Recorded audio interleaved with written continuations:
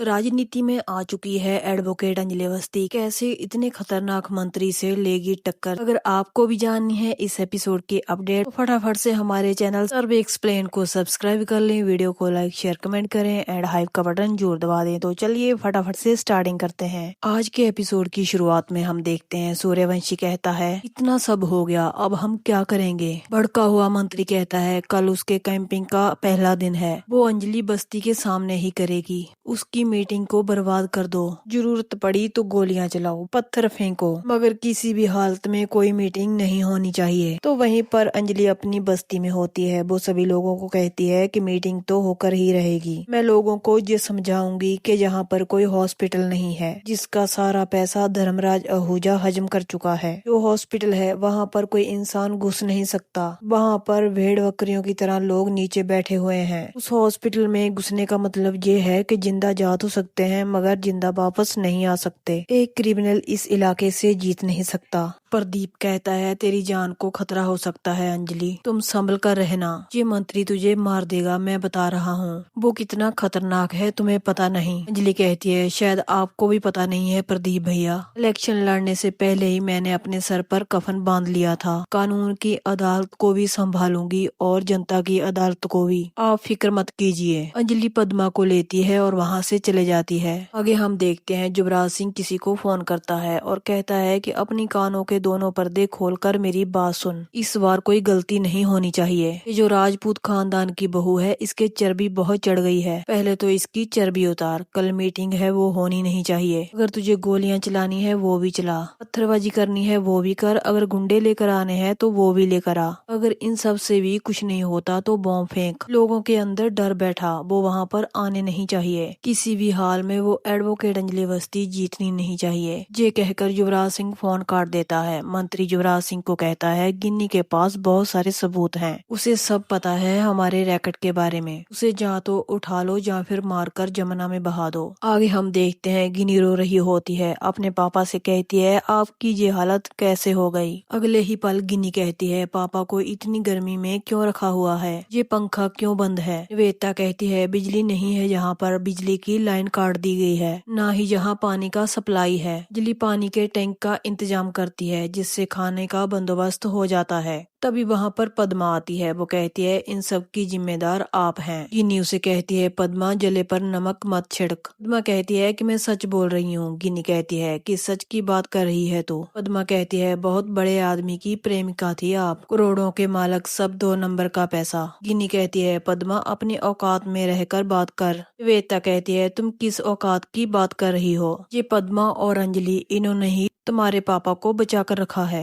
गिन्नी रोने लग जाती है, वो निवेदिता से कहती है आप ऐसा मत बोलिए, मुझसे गलती हो गई थी। तभी वहाँ पर अभय सिंह आ जाता है, वो कहता है गिन्नी तुम उन लोगों में से नहीं हो जो इतनी आसानी से गलती मान ले। ये जो तुम अपना रूप दिखा रही हो वो तो तुम हो ही नहीं, तुम्हें तो मैं अच्छी तरह से जानता भी हूँ और पहचानता भी हूँ। गिन्नी कहती है अब चुप भी हो जाओ, ये सब यहाँ पर क्या हो रहा है, मेरे पापा बीमार हैं, मुझे इतना स्ट्रेस क्यों दिया जा रहा है। वहाँ पर अंजलि आ जाती है, वो गिन्नी से कहती है तुमने सुबह का कुछ नहीं खाया है, ये लो तुम चाय पी लो। गिन्नी कहती है तुम बाकी सब लोगों के लिए चाय क्यों नहीं लेकर आई हो। अंजलि कहती है ना तो चाय पत्ती है, ना तो पानी है और ना ही तेल है। गिन्नी कहती है मैं अकेले चाय पीऊंगी। अभय सिंह कहता है पियो पियो, अभी चाय पी लो, बाद में सबका खून पीना। अंजलि अभय सिंह को कहती है देखिए आप बार बार किसी नारी का अपमान नहीं कर सकते। अभय सिंह कहता है जय और नारी, देखना एक दिन तुम ही कहोगी मैंने किसको घर में पनाह दे दी। ये कहकर अभय सिंह वहाँ से चले जाते हैं। अंजलि अपने पापा के पास जाती है, वो कहती है देखिए आपकी बेटी गिन्नी आई हुई है, मैं और पद्मा भी हैं जहाँ पर। अंजलि गिन्नी को कहती है मैं तुम्हें इस घर में पनाह दे सकती हूँ मगर माफी कभी नहीं, पापा की इस हालत के लिए तू जिम्मेदार है। अंजलि वहाँ से जाने लगती है, तभी युवराज सिंह का उसे फोन आ जाता है, वो कहता है तुम्हारा फैमिली ड्रामा शुरू हो गया है क्या। अंजलि उसे कहती है तुमने फोन क्यों किया है, अगर तू महक का पति नहीं होता तो तुझे बीच चौराहे में गोली मार देती। तुम्हारी इस धरती पर कोई जरूरत नहीं है। युवराज सिंह कहता है तू डिसाइड करेगी इस धरती पर किसकी जरूरत है किसकी नहीं, ये तो हम डिसाइड करेंगे। तू तो अपने फैमिली ड्रामे पर ध्यान दे, अपना वो ही पुराना प्यार का नाटक शुरू कर। अंजलि उसे तमीज से बात करने के लिए कहती है। युवराज सिंह कहता है पूरी दुनिया को पता है तेरे ट्रायंगल लव स्टोरी के बारे में, कि वो गिनी प्यार करती है अवय सिंह से और वो अवय सिंह तुझसे करता है। अब ये तू प्यार का ड्रामा अपनी बहन के सामने ही करेगी।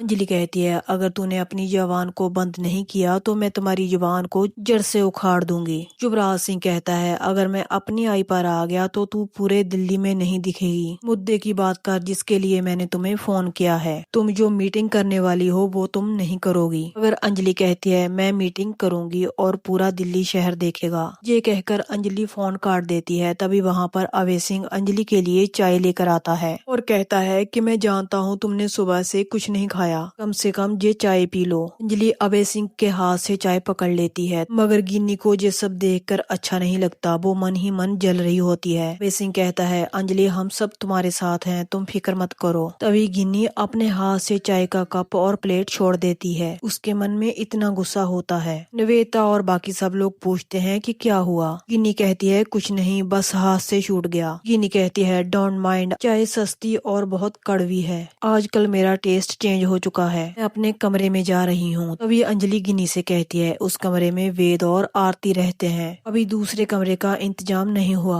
मगर गिन्नी कहती है मैं जहाँ रहती थी वहीं जाऊंगी। अंजलि के लाख रोकने पर भी गिन्नी नहीं रुकती, वो वहाँ से चले जाती है। निवेदिता कहती है ये ना खुद सुखी रहेगी और ना ही किसी को रहने देगी। आगे हम देखते हैं अंजलि अपनी मीटिंग शुरू कर देती है। वो बस्ती वालों के सामने भाषण देती है। वो बस्ती वालों से कहती है अगले चुनाव में मैं जहाँ से कैंडिडेट आपकी बनकर खड़ी हुई हूँ। मेरा नाम है अंजलि अवस्थी, पेशे से मैं एक वकील हूँ। मेरा काम है न्याय दिलवाना। मैं धर्मराज आहूजा जैसे करप्टेड इंसान को सजा दिलवाना चाहती हूँ और मैं ही नहीं आप सब मिलकर उसे सजा दिलवाएंगे। राजा बनकर गद्दी पर बैठे हुए हैं, ऐसी रस्सी खींचिए कि वो सीधा नीचे आकर गिरे। जिस कुर्सी पर बैठकर काला चश्मा पहनकर आप लोगों को ठगे जा रहे हैं, वो अपना खुद का बैंक बैलेंस बढ़ाए जा रहे हैं। हॉस्पिटल में इलाज नहीं है, वहाँ पर स्ट्रेचर नहीं है, हम जैसी गरीब जनता का इलाज नहीं हो पा रहा। चारों तरफ बस नहीं है कुछ भी नहीं है। आपका कीमती वोट उस धर्मराज आहूजा को नहीं मिलना चाहिए। आप मुझे वोट डालकर विजय बनाएं। लोगों के बीच ही मंत्री के गुंडे खड़े होते हैं। वो ही गुंडा कहता है मंत्री जी के साथ लड़ेगी, तेरी औकात क्या है? ये तो राजपूत खानदान की बहू है, बहुत से लफड़े हैं इसके, ये तो एक बदचलन औरत है। वेद कहता है हमारे देश में नारियों की पूजा की जाती है, उन्हें मां समान समझा जाता है और तुम लोग उसका अपमान कर रहे हो। कौन लोग हो तुम, सामने आओ। वेद अंजलि को फिर से भाषण देने के लिए कहता है। अभी वही गुंडा पत्थर फेंकता है और सीधा अंजलि को जाकर लगता है और वो लोग गोली भी चला देते हैं। तभी वहाँ पर भगदड़ मच जाती है, लोग इधर उधर को भागने लग जाते हैं। यहीं पर इस एपिसोड का एंड हो जाता है। क्या खतरनाक मंत्री अंजलि को इलाके से जीतने देगा या उसको मार ही देगा? आगे का एपिसोड बहुत ही इंटरेस्टिंग होने वाला है। आज का एपिसोड आपको कैसा लगा प्लीज कमेंट करके जरूर बताएं और आगे की अपडेट जानने के लिए चैनल को सब्सक्राइब जरूर कर लें। तो मिलते हैं ऐसे ही नेक्स्ट एपिसोड की अपडेट के साथ।